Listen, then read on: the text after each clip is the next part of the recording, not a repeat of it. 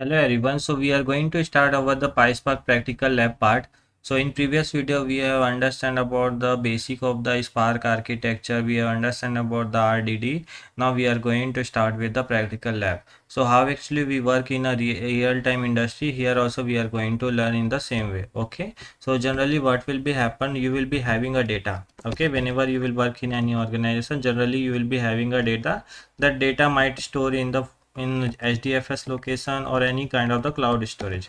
Okay, and data might be available in the form of the CSV, JSON, Parquet, Avro. There are so many file format is there, right? So what will be your next step? Your next step will be, right, first you have to read the data, right?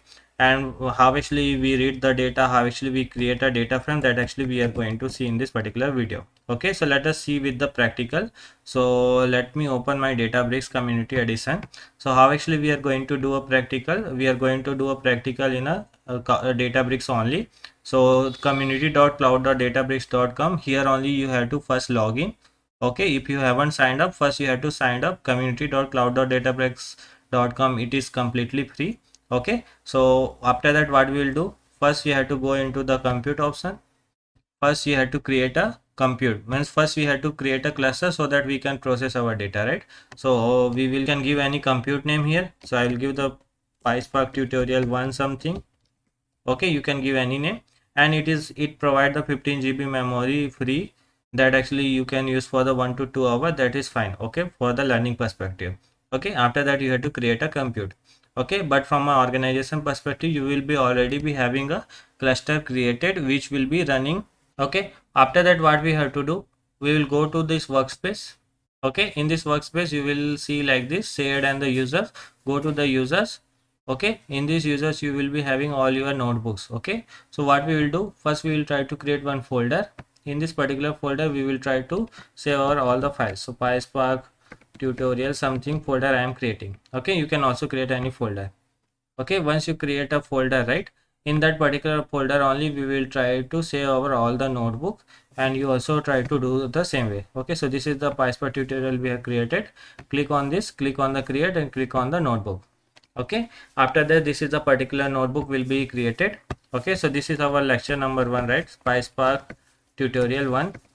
Okay, so this actually I will give the name. You can give any name. Now you can see here we have an option Python. So we have a multiple option Python, SQL, Scala and R, but we are going to learn PySpark, right? So we will select the Python only.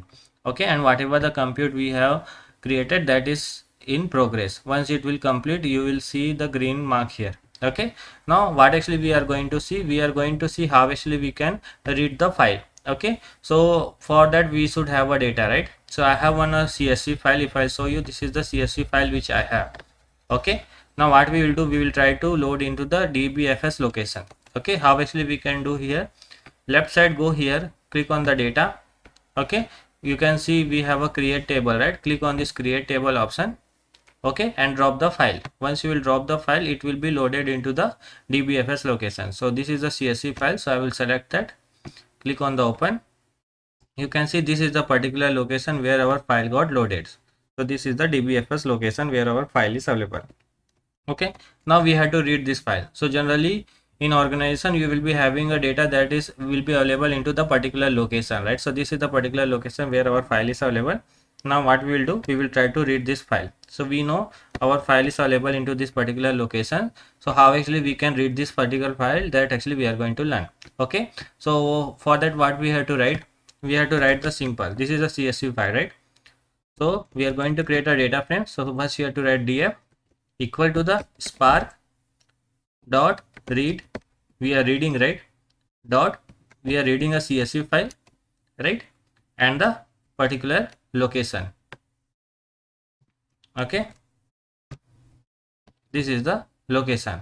Okay, now after that if I'll execute, shift and enter, if you will press, it will be executed. You can see it got executed, but it is not showing any result. Okay, if you want to see the result, so we have a multiple, that also we will see, but if you write display and the df, right, you will be able to see your the data frame. Okay, so now your data frame looks like this. You can see we have a column C0, C1, ID, experience, age and gender and the salary.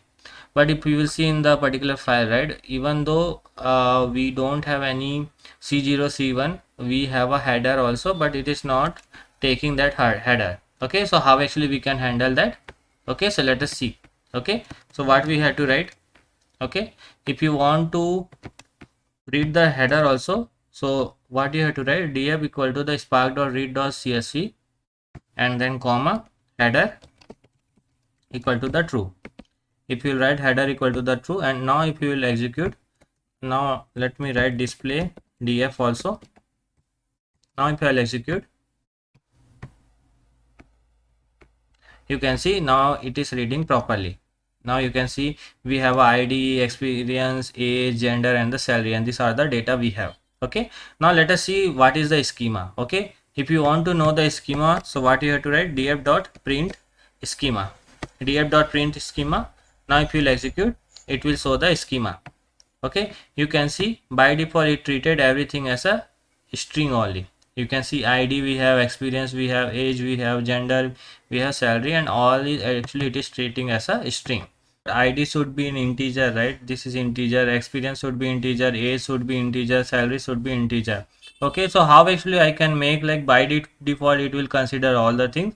So for that we have a separate method, that is a infer schema. How actually we can use that? Let us try to see. Okay, so let me create another data frame df1, and this is the proper way of reading. Okay, so what you have to write? Spark dot read dot format. Okay, what you have to write? Spark dot read dot format, and that you have to pass the what is the file format. So we are reading a CSV file, right? So I will pass that. Okay, then dot options. Okay, in option you have to pass the, we want header should be true, right? Means the first row should be header. Okay, that we are telling. Okay, header should be a true, header equal to the true. Okay, and also we will say infer schema equal to the true. Okay, that you have to pass. Okay, header equal to true means it will read first row as a header. Infer schema means it will automatically take ID as a integer, a should be integer, and all. Okay, that is the capability. Dot load and the particular file location. So where actually our file is there. So let us try to see that. So this is our file, right? So let me see this. Let me copy this file location. Okay, and let me pass here. Okay, if I will pass that. Okay, and after that let us try to read that. df1 dot display df1. Okay, and after that what we will write? We will also write df1 dot print schema, so that we can see the schema also.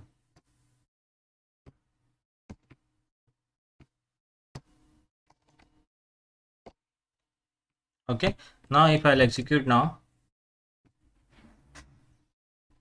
you can see it is reading properly our data frame, right? And now if you will see the schema, ID it automatically took integer, experience it took integer, age it took integer, gender should be string, and the salary is integer. Okay, so that is the capability we have.